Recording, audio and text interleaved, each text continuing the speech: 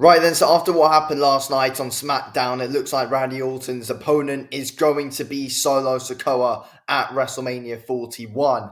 And look, I know many people wanted it to be Nick Aldis, and we wanted to see that match. And, it's kind of been in the works for a bit of time overall with things going on between them. So I think a lot of us would have wanted to see that.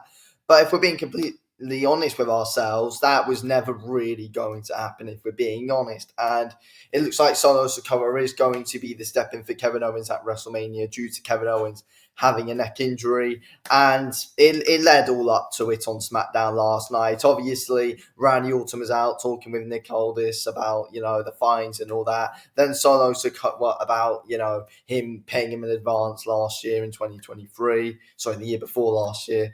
But, then Solo Sikoa came out with Tama Tonga, and he was just chatting a bit of shit to Randy Orton and all that, and saying that no one cares that he's not in the match at WrestleMania anymore. And then obviously Randy Orton challenged Solo Sikoa and Tama Tonga to get in the ring and fight him right now. Then that's what they had, and they were beating him down due to the numbers game, getting to Randy Orton until LA Knight came out, and LA Knight helped Randy Orton, and they were able to get Solo Sikoa and Tama Tonga out the ring, and they won the battle.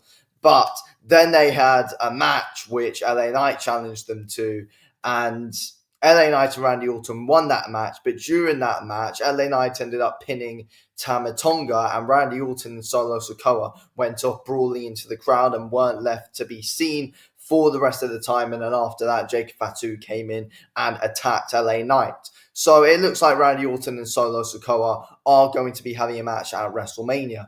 And again, though, thinking about story-wise as well, though, it was Solo Sikoa and the Bloodline who put Randy Orton out for a very long time, quite a while back now, putting him through the announce table. So I guess it does make sense in a way to do this match. It does.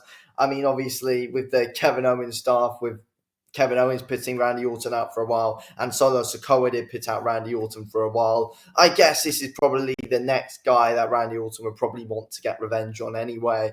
And, there is the odd bit of history there. So I guess it does make sense to go back to this feud. Plus, Solo Sikoa didn't even have a match at WrestleMania, which I think was quite bad, because I feel like you need Solo Sikoa in a big match at WrestleMania to keep his character flowing and keep everything going for the Bloodline, because it's kind of gone a bit quiet for everyone in the Bloodline other than for Jacob Fatu.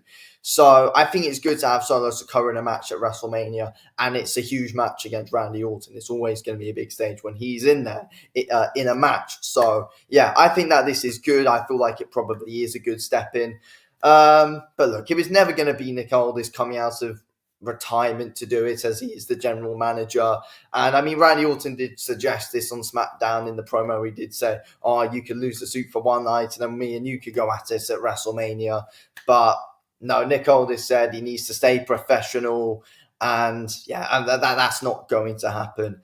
But yeah, Orton Solo Sikoa, it's an interesting one. Randy Orton should win this one, I think. It probably does make the most sense to go down that route, even though Solo Sikoa does lose a lot, though. So it is like, Solo Sikoa is getting a big match, but it's like he's just getting put into another big match just to lose, if we're being honest. So that is something. But I feel like it is a big match. It is a good mid-card match where, you've got two big names in it. Orton's obviously a massive name, as we know, and Solo Sikoa is building and building and building his way up to the top. But it's been a bit quiet for him these past few months. So this is probably the best thing that could have happened to him with Kevin Owens getting injured, because now he's got this big opportunity. Otherwise, all Solo would have been doing at WrestleMania is just being alongside Jacob Fatu in his match with LA Knight. But yeah, Solo Sikoa, Randy Orton.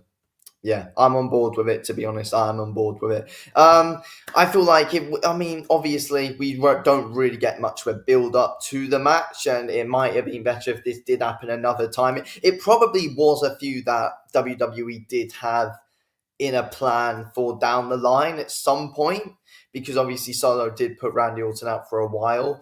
But obviously, they now for this one at WrestleMania, they don't really have much time to build it up. But hopefully something big happens next week on SmackDown on the Friday before WrestleMania for this feud, because I feel like, hopefully to build the odd bit of excitement going into this match at WrestleMania, because I do think it is a match that is well deserving of it, and we know for a fact that no matter what, these two will put on a great show because they're both fantastic wrestlers. So yeah, it's going to be a good match. It's going to be entertaining. Give them 10-15 minutes, it'll be a good match. Anyway, thank you all for watching.